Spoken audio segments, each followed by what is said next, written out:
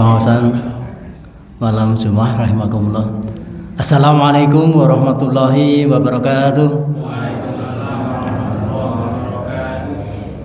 Alhamdulillahirabbil alamin wa bihi nasta'inuhu ala amri dunya wa din. Asyhadu an la ilaha illallah wahdahu la mubin.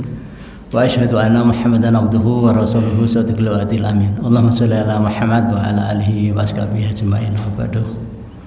Bapak-bapak monggo ingkang wonten jawi pinarak mlebet kersane Ustadz saged ningali wajah-wajah peserta pengajian.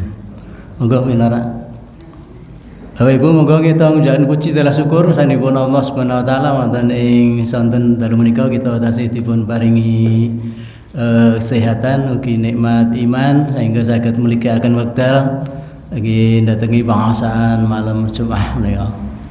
Bismillahirrahmanirrahim. Wonten ing dalu menika ingkang badhe paring tasyah Ustaz Muhammad Saifuddin LC MAG. Monggo kita lajeng nyawon kita awiti kanthi maos umul kitab Al-Fatihah. A'udzu billahi minasyaitonir rajim. Bismillahirrahmanirrahim. Alhamdulillahi rabbil alamin. Arrahmanir rahim. Maliki yaumiddin. Iyyaka na'budu wa iyyaka nasta'in. Ihdinas siratal mustaqim. Shiratal ladzina an'amta 'alaihim ghairil maghdubi 'alaihim waladdallin.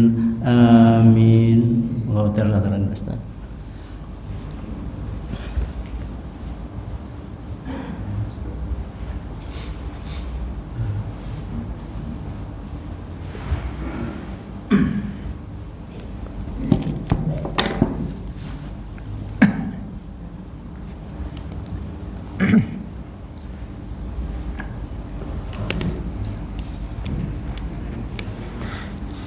Bismillah, assalamualaikum warahmatullahi wabarakatuh. Alhamdulillahilladzi an'amana bi ni'matil imani wal islam. Walhamdulillahilladzi anzala sakinata fi qulubil mu'minina liyazdadu imanan ma'a imanihim. Walhamdulillahilladzi arsala rasulahu bil huda wa dinil haqq liyudhhiru 'alad dini kullih wa kafa billahi shahida. Huwallazi faddala bani adama bi ilmin wa amalin. Wassalatu wassalamu ala rasulihil mustafa wa ala alihi at-thayyibin at-tahirin wa ala sahabatihi ridwanullah anhum wa ba'd. Ittaqullaha haqqa tuqatih wala tamutunna illa wa antum muslimun. Bapak Ibu yang dirahmati Allah Subhanahu wa taala, mudah-mudahan sehat walafiat dan senantiasa istiqomah dan Allah turunkan keberkahan serta rahmatnya, terutama saat kita menuntut ilmu di majelis ilmu. Insyaallah Rasulullah sallallahu alaihi wasallam nate ngendika bahwa tiadalah suatu kaum duduk kemudian mereka yatadarasun saling belajar mempelajari ayat-ayat Allah Subhanahu wa taala illa hafathumul malaikah, melainkan malaikat akan mengitari dan malaikat itu akan mendoakan, memohonkan ampun kepada orang-orang yang sedang belajar. Wa yadhkurunallaha fiman indah wa yadhkurullahu fiman indah. Allah sebut satu persatu hamba-hamba yang selalu istiqomah dalam menuntut ilmu itu, namanya disebut di depan makhluk-makhluk yang lainnya. Jadi dibanggakan katanya. Mudah-mudahan kita termasuk yang istiqomah. Paling berat niku istiqomah ya. Paling berat niku istiqomah. Makanya Nabi sampai ngendika ahabul a'mali ilallahi adwamuha wa inqal. Yang paling dicintai Allah amal itu ya yang sering dilakukan. Adwam wa inqal, meskipun sedikit tapi rutin terus niku langkung sae tinimbang sekali melakukan habis itu sudah niku jauh lebih mulia Niku ngendikane Nabi sallallahu alaihi wasallam. Pada malam ini kita akan bahas tentang surah Al-Baqarah ayat yang ke-21. Saya baca, nanti diikuti nggih, penggal demi penggal. Saya baca dulu terlebih dahulu satu ayat. A'udzu billahi minasyaitonir rajim. A'udzu billahi minasyaitonir rajim. Ya ayyuhan nasu ubudu rabbakum. Ya ayyuhan nasu ubudu rabbakum.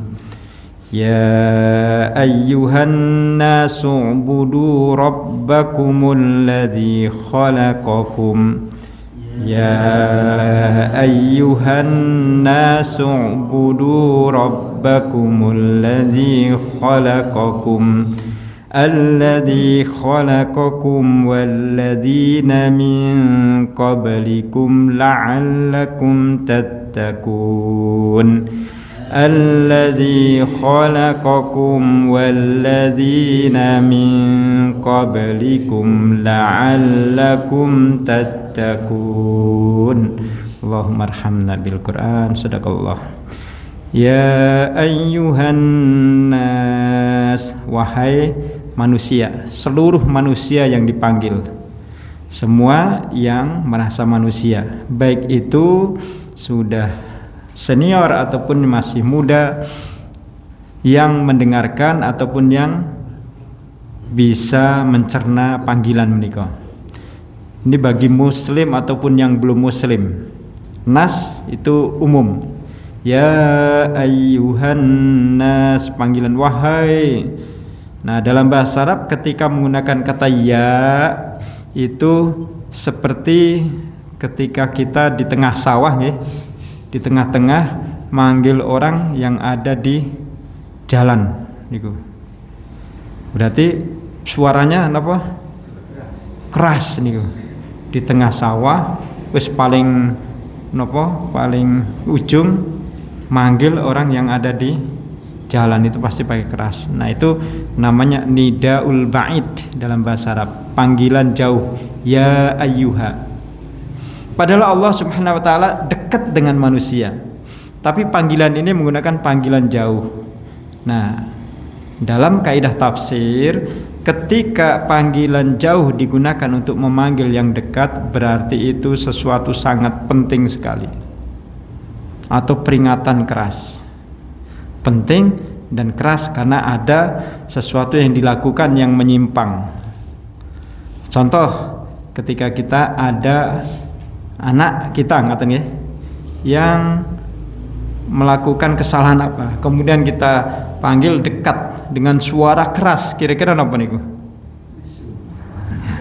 Sedang marah ya, atau supaya dia benar-benar sadar ngaten. Tak kandani yo, tapi keras, padahal tak kandani yo ngaten nggih. Nggih, mireng, tapi ini pakai nada yang tinggi. Itu berarti ada sesuatu yang terjadi, kesalahan, penyimpangan ataupun penting sekali untuk disampaikan. Maka Allah ngendika pada ayat ini menggunakan ya ayuhan nas, wahai manusia gitu. Apa yang dipanggilkan yaitu ubudu rabbakum, sembahlah Tuhan kalian. Nah, waktu itu orang-orang kafir Quraisy mereka menyembah Lata, Uzza, Manat dan berhala-berhala yang lain. Mereka sembah itu. Bahkan mereka menyembah jin, mereka menyembah sesuatu yang tidak mungkin bisa melakukan apapun. Sehingga Allah panggil, hei manusia, ubudu rabbakum, sembahlah Tuhan kalian. Tuhan yang bagaimana? Alladzi khalaqakum, Tuhan yang telah menciptakan kalian. Karena tidak mungkin ya, berhala nggak mungkin menciptakan manusia. Justru berhala yang diciptakan. Secara logika saja sudah terjawab. Maka orang Quraisy dipanggil oleh Allah untuk menyembah kepada yang menciptakan manusia. Bagaimana cara mencarinya? Mencari, oh ternyata berhala ini tidak mungkin menciptakan manusia. Justru berhala diciptakan dari tanah, dari batu dilukis. Kemudian ada yang menyembah pohon besar. Oh, pohon besar ini dulu siapa yang bisa nggak menciptakan manusia? Ternyata tidak bisa. Pohon besar itu justru ditanam oleh manusia. Nah, ini perintah kepada manusia untuk berpikir. Sembahlah Tuhan kalian, Tuhan yang menciptakan kalian. Walladzina min qablikum, dan juga Tuhan yang menciptakan nenek moyang kalian, termasuk yang menciptakan Nabi Adam. Nah, di sini berarti kita diperintahkan dalam beribadah itu menggunakan apa? Akal pikir, supaya berpikir tentang penciptaan. Siapa yang menciptakan kita, maka dialah yang berhak untuk diibadahi. La'allakum tattaqun. Nah, dengan begitu maka kalian bertakwa, taat. Ayat ini ayat sebagai dasar akidah bagi setiap mukmin. Jadi dasar akidah setiap mukmin itu ya beribadah, menyembah, punya keyakinan dalam hatinya kepada siapa yang telah menciptakan dirinya. Ini sebagai akidah, dasar akidah. Kalau sudah akidahnya kuat, insya Allah tinggal syariatnya itu nanti akan lebih mudah dijalankan. Tetapi kalau akidahnya tidak kuat, nanti menjalankan ibadah sangat berat nih. Kalau akidahnya tidak kuat, disuruh puasa kuat buatan nih, buatan kuat nih, paling mokah. Nah, buatan nih mampir teng he, nama pundi ngaten nih, buatan ketok. Kalau tidak kuat, sholat 5 waktu rasanya itu berat nih, apalagi sholat subuh nih, sholat subuh berat sekali, enak turu kemulan nih. Kalau tidak kuat, maka berhaji yang memerlukan biaya besar, umroh memerlukan biaya besar, sedekah, zakat semua memerlukan biaya besar, tidak mungkin bisa dilaksanakan. Semua itu dilaksanakan jika akidahnya sudah kokoh. Maka yang terpenting dalam Islam itu adalah penguatan akidah, keyakinan kepada Allah Subhanahu wa taala bahwa dialah yang menciptakan kita, maka dialah yang berhak untuk diibadahi. Dialah yang telah memberi rezeki kepada kita, maka dialah yang berhak untuk disyukuri. Dialah yang telah memberikan petunjuk kepada kita, maka dialah yang paling berhak untuk ditaati. Nah, itulah yang disebut dengan takwa. Jadi mentaati kepada yang paling berhak untuk ditaati. Wa anil akhir annahu yukhadi'ullaha walladzina amanu bima yubdi bilisan min qilihi amana billahi wa bil yaumil akhir. Nah, dalam riwayat yang lain turunnya ayat ini karena ada segolongan orang yang mengatakan kami beriman kepada Allah dan hari akhir, ma istibtanihi khilafadzalik, padahal mereka bersikap berbeda dengan apa yang diucapkan. Mereka tidak beriman kepada Allah dan juga tidak beriman kepada hari akhir. Wa marad qalbihi, hatinya ada penyakitnya yaitu nifak, kemunafikan. Wa syakkahu fi haqiqati ma yubdi min dzalik wa ghairuhu min sari khalqil mukallifin khudu lahu bita'ah, dan seterusnya. Jadi manusia yang mengaku beriman tapi sesungguhnya tidak beriman. Wa minan nasi may yaqulu amanna billahi wa bil yaumil akhir wa ma hum bimumin. Mereka mengatakan kami beriman kepada Allah dan kami beriman kepada hari akhir, padahal mereka tidak beriman. Maka turunlah ayat ini untuk menegaskan, sembahlah Tuhan kalian, Tuhan yang telah menciptakan kalian, Tuhan yang telah menciptakan nenek moyang kalian, kemudian Tuhan yang telah memberi rezeki kepada kalian, Tuhan yang telah menganugerahkan kepada kalian segala kemudahan dan segala fasilitas di muka bumi. Maka ketika sudah beribadah, itulah jalan takwa, la'allakum tattaqun. Maka dia masuk kategori orang-orang yang apa? Bertakwa. Terus kenapa kalau sudah masuk menjadi golongan takwa? Di surah At-Tolak disebutkan wa may yattaqillaha yaj'al lahu makhraja. Kalau sudah taat pada Allah, sudah takwa, itu Allah berikan solusi. Makhraj itu berasal dari kata kharaja.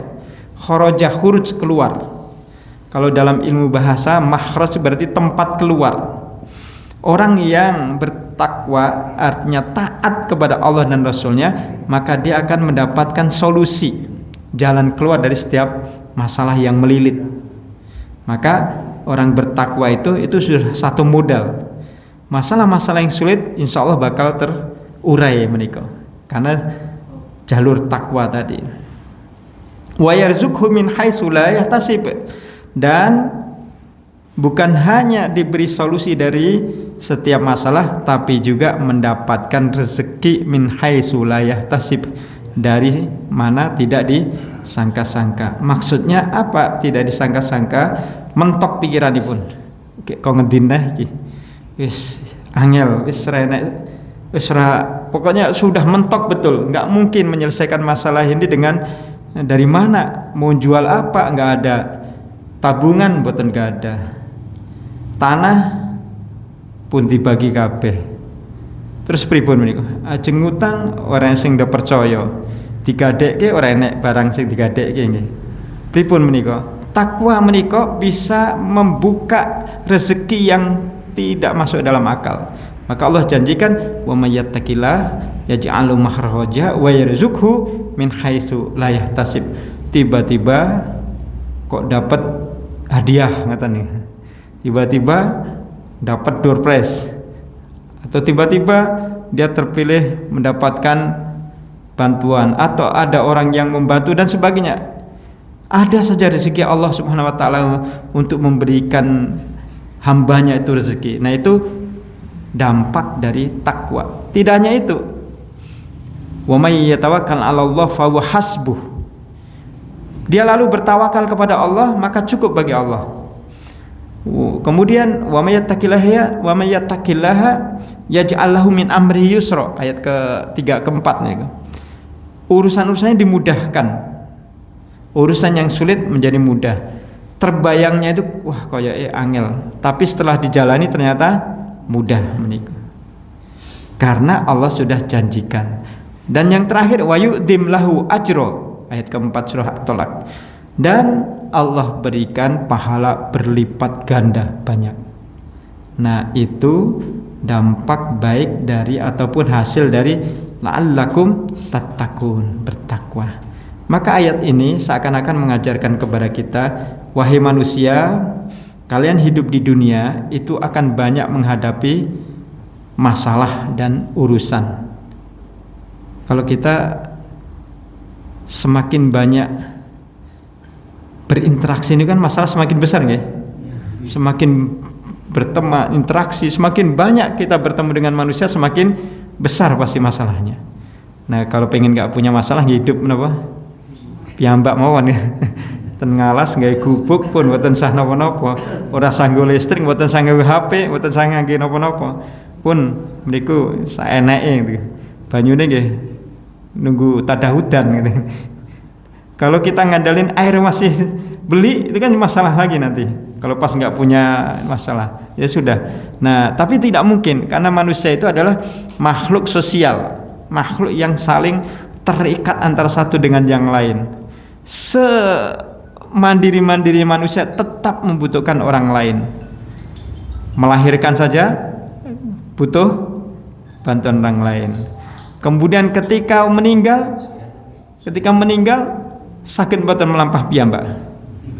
Nah, buatan utawi apa nggali dulu disiapkan, kan nggak tahu ternyata wafatnya bukan di tempat itu kan katanya.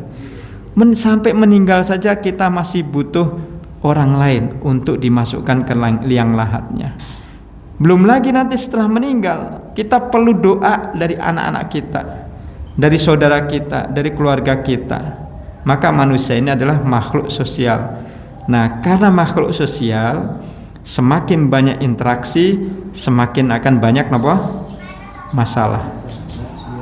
Dan ketika semakin banyak masalah, maka diperlukan manusia itu mendapatkan kemudahan-kemudahan. Bagaimana caranya? Dengan bertakwa. Dengan bertakwa, Allah akan berikan solusi-solusinya. Prosesnya Allah alam, tapi setidaknya orang yang yakin dengan Allah itu pikirannya tenang, nggak gerusa-gerusu, menyelesaikan masalah tenang dulu, tidak langsung. Maka Rasul ngendika al-ajalatu minasyaiton, bersegera dalam segala sesuatu itu bagian dari setan. Karena itu makanya sampai Nabi ketika ada seorang yang menentukan sebuah keputusan sementara dia masih dalam kondisi emosi, maka Nabi melarang untuk mengambil keputusan. Seorang hakim yang sedang ada masalah kemudian menentukan dalam emosi, maka itu dilarang oleh Nabi. Kenapa? Pasti akan berpengaruh. Apalagi urusan keluarga, urusan itu nanti ke bawah dalam memutuskan perkara pasti akan. Maka dari sini takwa itu membimbing kita untuk tenang. Setelah tenang, baru kemudian apa? Menentukan masalah. Maka sering kita diajarkan ketika kita sedang emosi, ketika berdiri sebaiknya apa? Duduk dulu. Duduk terus emosi, wudu terus emosi, pripun? Pripun ya? Pun sare mawon ya, salat terus emosi sare mawon niku. Intinipun ketika kita sedang emosi, hindari manusia niku. Namanya dalam Islam itu teori zuhud. Apa sih zuhud niku? Menjauh dari dunia untuk memprioritaskan akhirat. Atau ketika itu, jadi ketika emosi ya intinya ngadoh sih ngaten. Kalau orang dulu tuh istilah orang Jawa apa? Topong ya. Bertapa dulu. Kalau zaman Nabi terdahulu namanya tahannus. Ketika Nabi Muhammad SAW sebelum mendapatkan wahyu Al-Quran, beliau selalu melakukan tahannus di Gua Hira.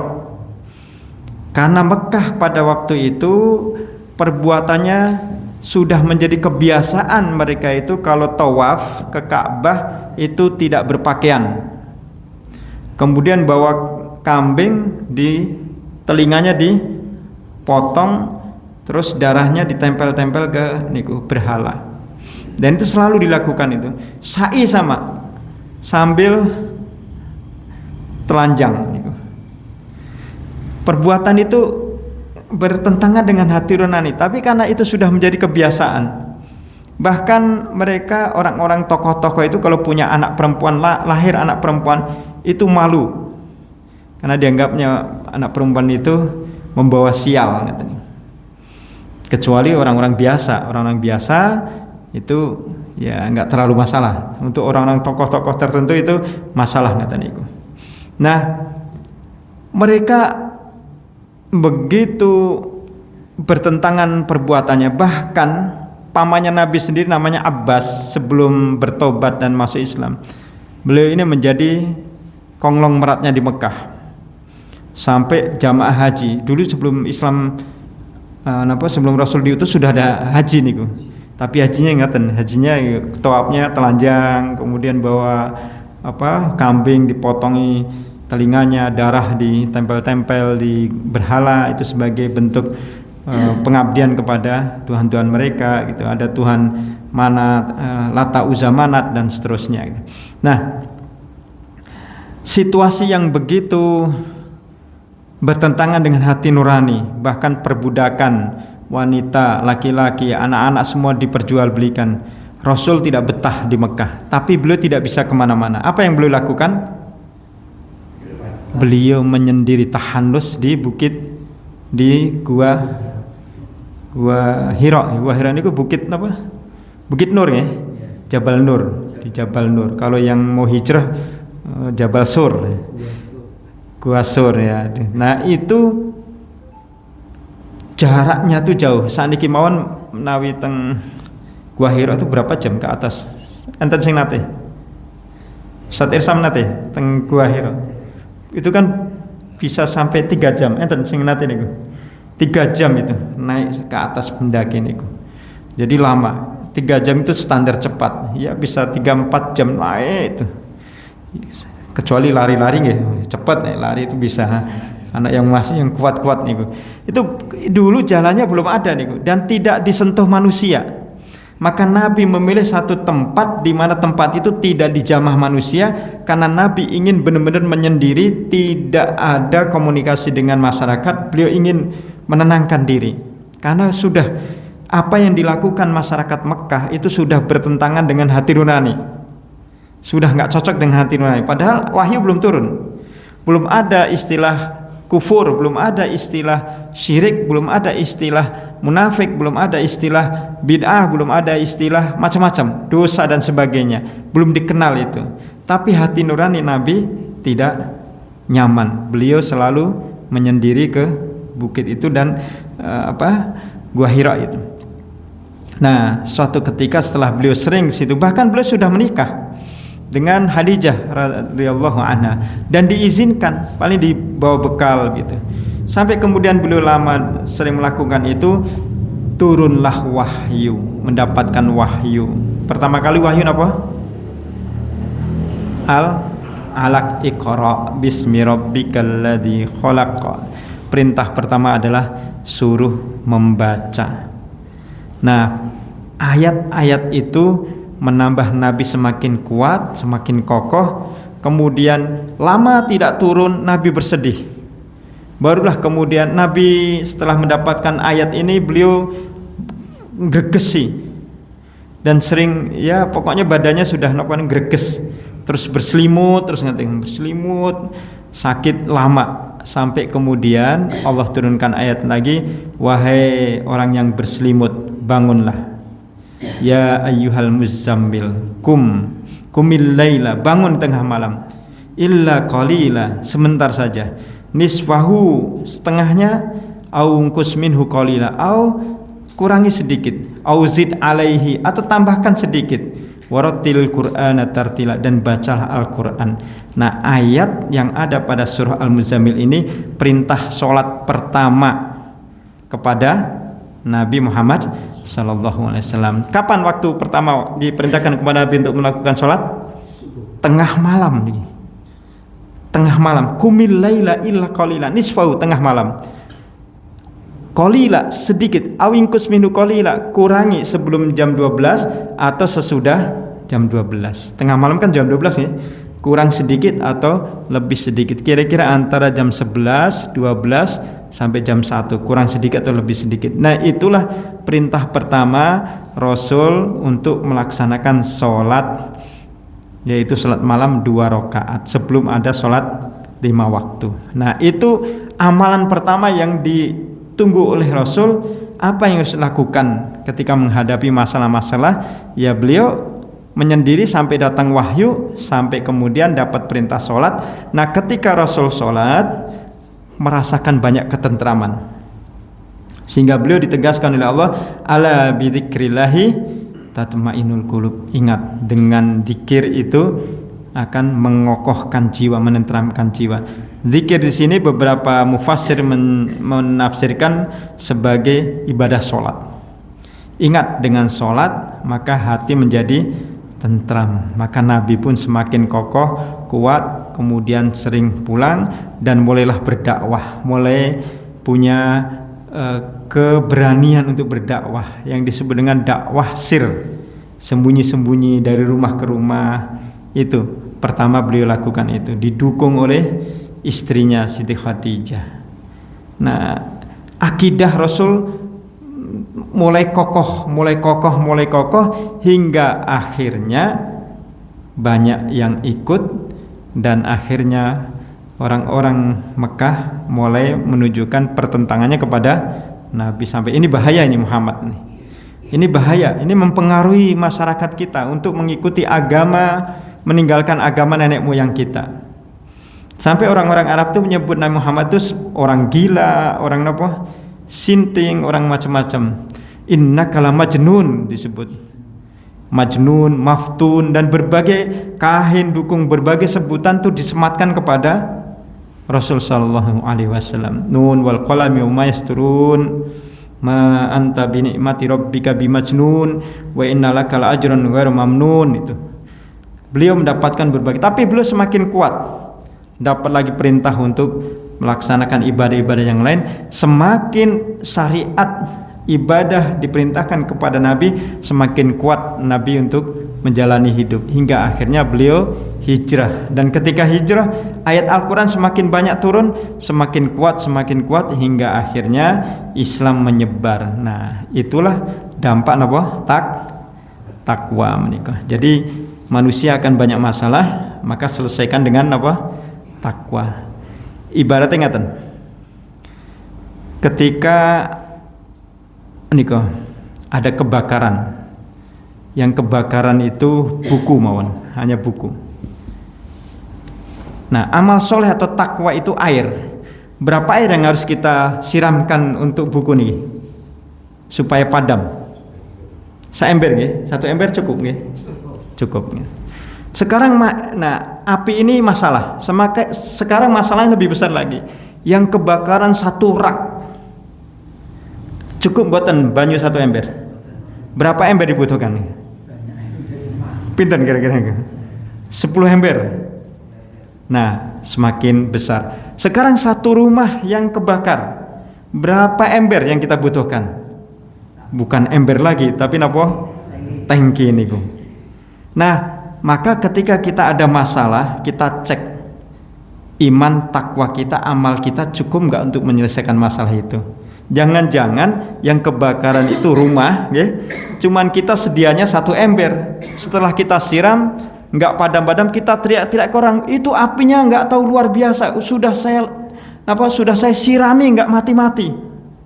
Sepiro atau siram? Saember lah, kok saember ya ora iso. Nggak bisa. Maka ketika tahu kebakaran, maka kita harus menelpon apa? Damkar. Begitu juga ketika masalah besar, pendekatan diri kita kepada Allah harus semakin besar. Sholatnya kita tingkatkan, tahajud kita tingkatkan, puasa kita tingkatkan untuk mengungguli. Semakin besar lagi, semakin besar. Insya Allah padam menikah.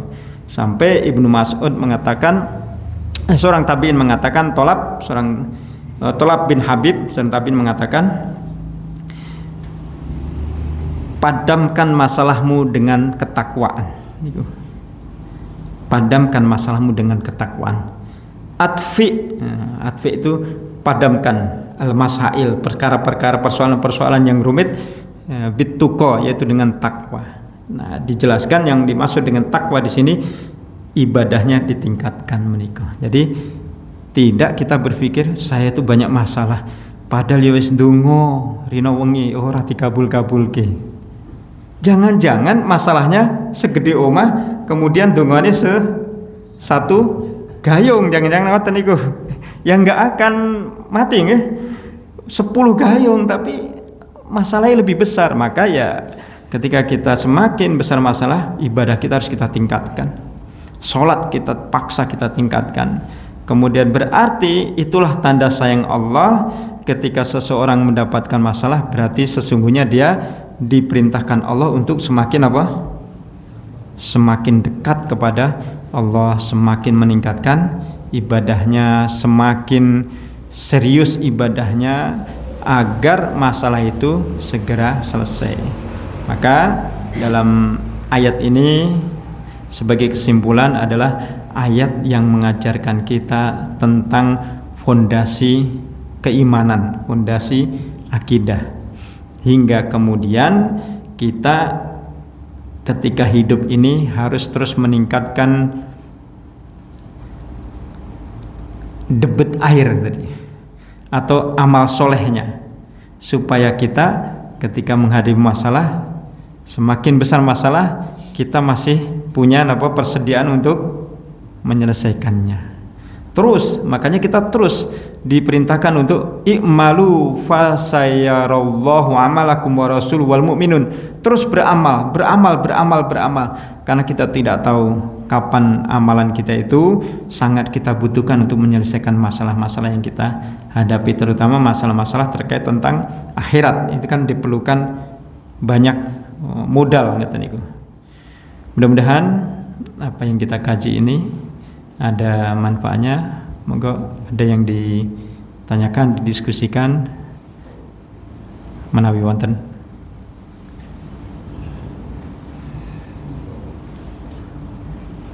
Ketinggalipun pun terus saya. Derajatipun hadis hasan Nggih. itu napa ya? Sangat dijadikan sebagai acuan pasti napa hanya sebagai tambahan saja. Misal tadi saya kan membaca hadis derajatnya hasan itu berkaitan dengan sholat malam, kemudian Kanjeng Rasul itu dawuh ketika itu silakan berdoa untuk menghadapi tiupan sangkakala yang pertama, yang tiupan sangkakala yang kedua dunia seperti itu. Nah, derajatnya hadis itu hasan, apakah itu bisa dipakai sebagai hujah acuan untuk beramal? Iya. Kalau mungkin panjenengan sumun ngertos, tapi yang lain biar ngertos nggih. Hadis itu ada setidaknya 3 atau 4 tingkatan nih. Yang pertama, hadis yang disampaikan Nabi didengar lebih dari 10 orang. Didengar 10 sahabat. Abu Bakar, Umar, Utsman, Ali, Abu Hurairah, kemudian Abdullah bin Abbas, Abdullah bin Umar, Ubay bin Ka'ab, kemudian Ibnu Mas'ud, kemudian Ibnu Zubair, lebih 10 orang. Dari 10 orang disampaikan kepada para sahabat, tabi'in disampaikan lagi 10 dan seterusnya. Itu namanya hadis mutawatir. Mutawatir itu tidak terbantahkan. Udah contoh mutawatir itu sholat 5 waktu itu sudah mutawatir, gak ada yang bisa membantah. Turunnya Al-Quran itu mutawatir, tidak ada yang membantah. Nah, itu sebagai sumber untuk akidah dan hal-hal yang sangat prinsip nih. Yang kedua adalah hadis yang didengar kurang dari 10, lebih dari 5, ada yang mengatakan lebih dari 7 sahabat. Nah, oleh mereka disampaikan juga kepada tabi'in. Dan tabi'in itu juga disampaikan. Karena misalkan disampaikan ke satu tabi'in disampaikan kepada 7 orang. Kalaupun satu pendusta, itu 6 orang ini masih aman. 2 pendusta masih aman, dan tidak mungkin orang berjamaah dalam kedustaan. Ini prinsip di dalam ilmu hadis. Tidak mungkin orang berjamaah dalam kedustaan. Maka itu hadisnya sahih karena yang meriwayatkan di bawah mutawatir. Nah, itu hadis juga digunakan untuk ibadah akidah, terutama dalam ibadah menika. Akidah dan ibadah di bawah mutawatir. Nah, yang ketiga itu hadis yang disampaikan tidak terlalu banyak dan usianya yang menyampaikan itu sudah agak sepuh, tapi orangnya soleh, ngaten niku. Soleh tapi sudah agak sepuh, kadang dikhawatirkan kadang lupa. Nah, ini ada 2. Kalau diketahui para perawinya ini banyak lupanya, maka namanya hasan li ghairihi atau dhaif niku. Dhaif yang dekat dengan hasan. Tapi kalau yang tidak diketahui yang meriwayatkan ini pelupa ataupun tidak, setidaknya sudah punya kekurangan dalam hal daya ingat, tapi tidak ketahuan dia pernah bohong atau tidak, atau pernah lupa atau tidak, maka ini masuk kategorinya hasan lidzatihi. Jadi hasan yang dekat kepada sahih. Nah, kalau hasan yang dekat sahih ini boleh dipakai dalam prinsip terutama dalam ibadah. Tapi kalau li ghairihi, nah ini catatan, ada enggak hadis lain yang mirip-mirip isinya dalam hadis sahih? Kalau mirip-mirip isinya boleh, tapi kalau tidak mirip, bertentangan, tidak dipakai.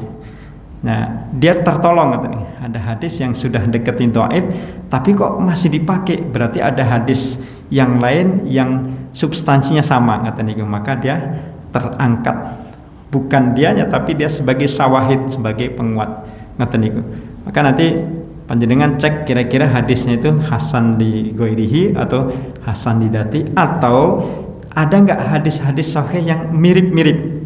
Kalau mirip-mirip berarti sudah selesai, boleh ngoten niku. Tapi kalau tidak ada yang mirip-mirip berarti otomatis jatuh ke dhaif makaten. Itu barangkali nggih. Wallahu a'lam bishawab.